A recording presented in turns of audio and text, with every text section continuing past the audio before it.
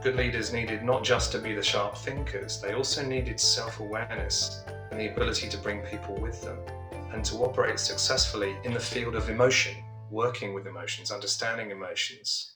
Hello and welcome to Voices with Talking Talent, the podcast that explores the real issues people face in the workplace. This is a space to have the open and brave conversations that inspire change and spark action. We're Talking Talent, and every week we'll be joined by a different guest. Stay tuned for discussions on the issues that business leaders are trying to overcome and what the future looks like for truly diverse and inclusive organizations. Hello, I'm Rob Bravo, the host of today's podcast episode. I'm also coaching director and head of Wellbeing at Talking Talent. So today I'm going to be exploring the idea of care quotient as an emergent leadership capability of increasing value to organizations seeking to adapt to a post-pandemic world in service of more inclusive workspaces and organizational cultures. I think it's probably an understatement in the extreme to say that the last 18 months has impacted almost every aspect of society. Nothing and no one has gone unscathed and unchanged through the experience. And to a greater or a lesser extent, all organisations, all employees are starting in some ways to experience a degree of what might be known as afterburn. Now, this is a sense of continued disquiet, unsettlement and anxiety long after a traumatic event has happened. Now, this traumatic event could be at a personal or at a societal level.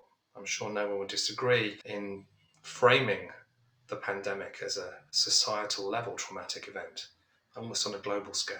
So afterburn, if you like, is akin to an emotional hangover, one that's sticking around for a while. And we know this can impact engagement, hours, and organizations. It'll impact performance, it'll impact well-being. And we see this a lot as executive coaches, currently with coaches across sectors and industries struggling to find their place in a working world which looks and which feels pretty different from what we've experienced before. Anxiety is very real, it's very present, and it's pretty hard to shake off. And it's this sense of dis-ease which prompted our thinking at Talking Talent to posit the idea of a new type of leadership capability that we strongly believe organizations should be dialing up, should be encouraging, should be modeling. Now, this reflects what might be described as the evolution of talent. Historically, success in business and leadership was predicated around the big thinkers. IQ, or intelligence quotient, was deemed to be the enabler, certainly the prerequisite of success. Then came the groundbreaking work of Daniel Goleman in the 1990s and the idea of EQ, emotional quotient. Good leaders needed not just to be the sharp thinkers, they also needed self-awareness and the ability to bring people with them and to operate successfully in the field of emotion, working with emotions, understanding emotions. Now, wrongly dumbed down as soft skills, this additional element was an important build on the talent equation. Thus, IQ plus EQ became the equation. Then in 2008, when the first big economic crash of the modern era rocked the world, it became apparent that IQ and EQ were not enough on their own. Successful survival was a marathon and not a sprint. So agile leaders needed to be able to develop the ability to sustain personal as well as organizational performance. They needed something else. They needed greater RQ. They needed resilience quotient. Now, resilience is the ability to deal with challenge and change and not remain bent out of shape through the struggle.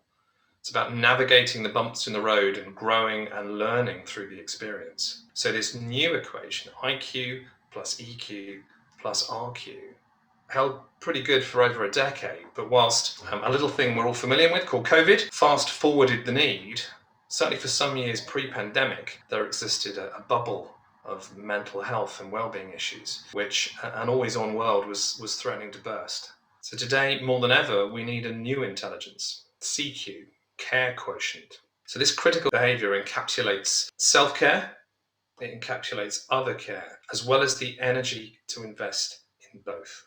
So currently, as organisations and society recovers, we're risking losing sight of what's important to us. Those forward-thinking initiatives spurred on by continuing diversity imbalances and widening gender pay gaps. And unless we're really intentional about how we make systemic, much-needed organisational change, they're not going to happen if we only focus on the critical things or keeping the lights on.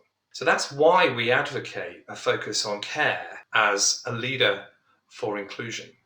We've seen how well our clients have been able to cope with coronavirus-related business uncertainty, where teams and functions have been and are being led by good, inclusive leaders, those who bring to the table an understanding of the importance of well-being, of engagement, of belonging, of care. Stark differences in this style of leadership are only being highlighted in lockdown. But it's also lockdown where this new style of leadership is coming of age, in seeing leaders show a high care quotient, with those inclusive leaders communicating more authentically, asking people about themselves and their personal lives. It's that challenge of dialing down a focus on the human doing and placing greater value on the human being, and leaders who are curious, interested, and engaging at a human being level. This includes being aware of people's pressure points, which are so easy to forget in the office when everyone leaves for the day. And it's much easier to remember when you see people's setups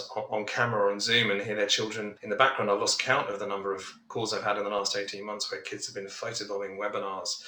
It's nice on a way to be able to connect with people at a human level, but stressful nonetheless. And lockdown has also enabled leaders to show their own vulnerability.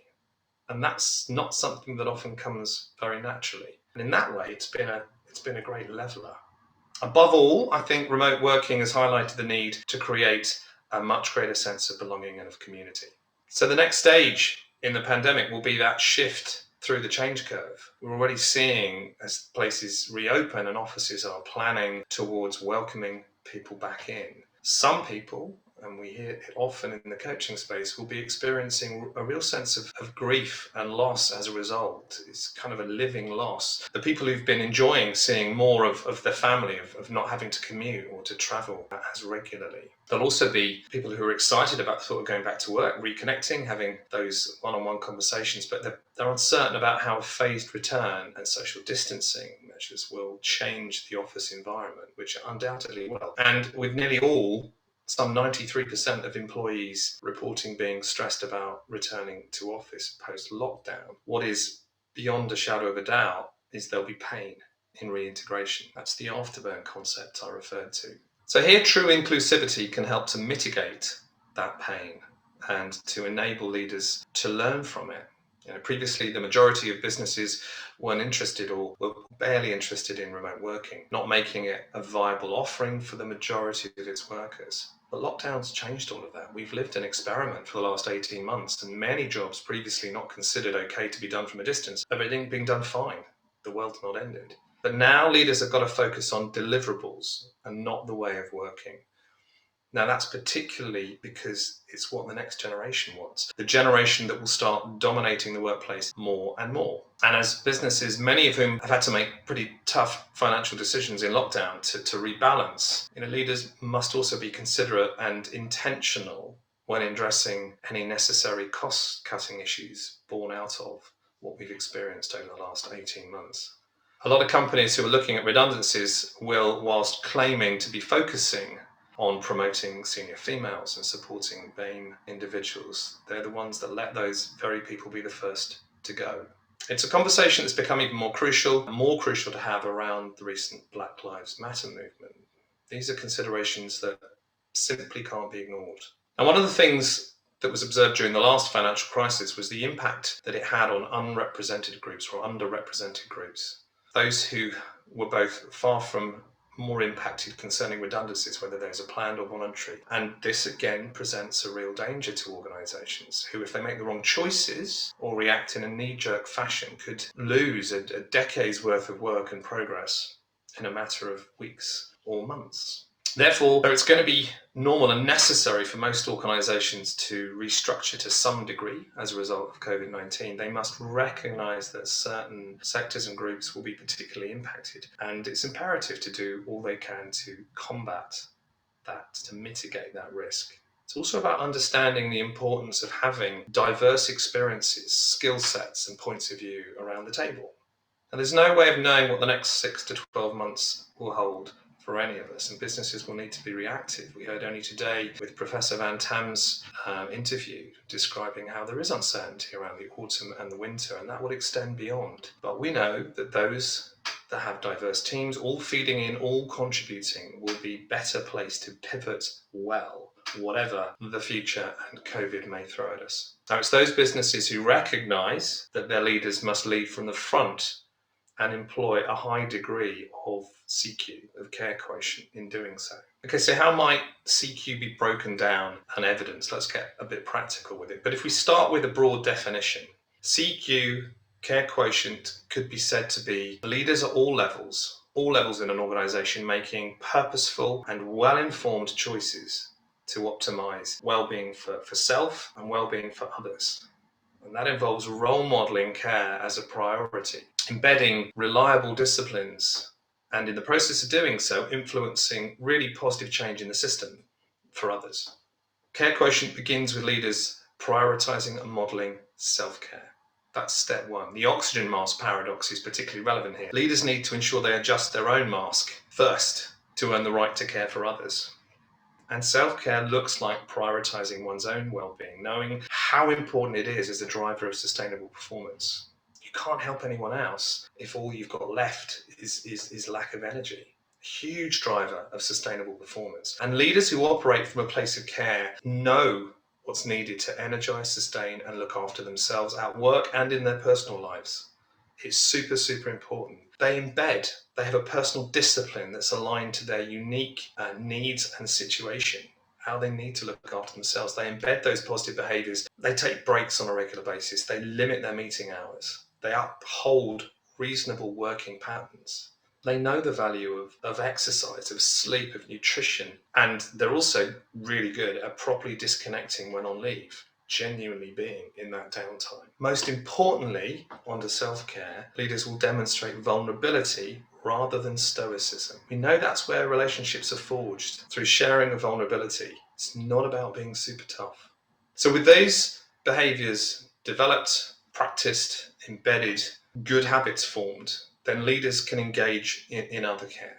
And at the root of other care is empathy, that topic that I believe should be taught at schools from a very early age. When trying to foster a workplace that's equitable and inclusive for all, it's imperative for leaders to be well trained in inclusive strategies. The key to tackling systemic inequality is to nurture empathy. Only through this can we hope to achieve genuine, true inclusion.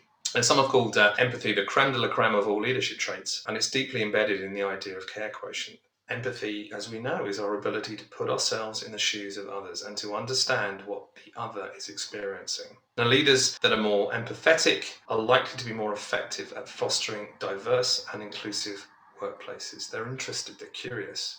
Care is evidenced through empathy. Empathy involves dialogue. Now, leaders who've got a high CQ talk about the link between inclusion, well-being and performance to their teams. They engage in conversation, they engage in discourse. And that includes check-ins about well-being in team and one-to-one meetings, making it a thing.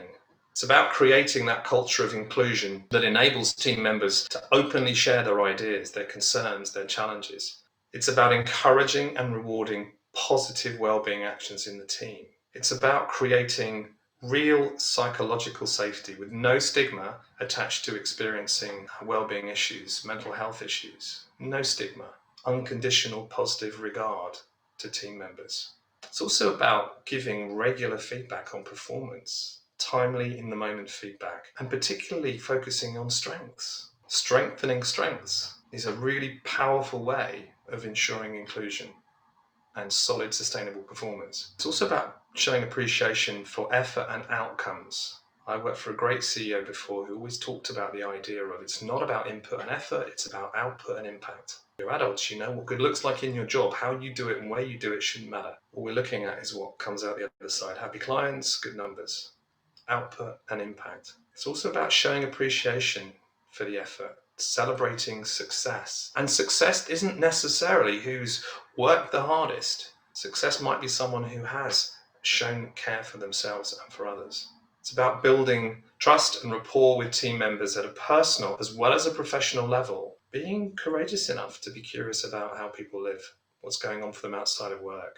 as I said, what those pressure points might be, what people's aspirations, what are the motivations, knowing team members. Inclusion is manifested by enabling every single person to make their best contribution to organisations and to teams. CQ at an other care level is about encouraging positive talk to build optimism and a sense of perspective to help with stress, helping to build the team's resilience, their emotional regulation. It's also about recognising and avoiding the subtle and indirect drains on energy.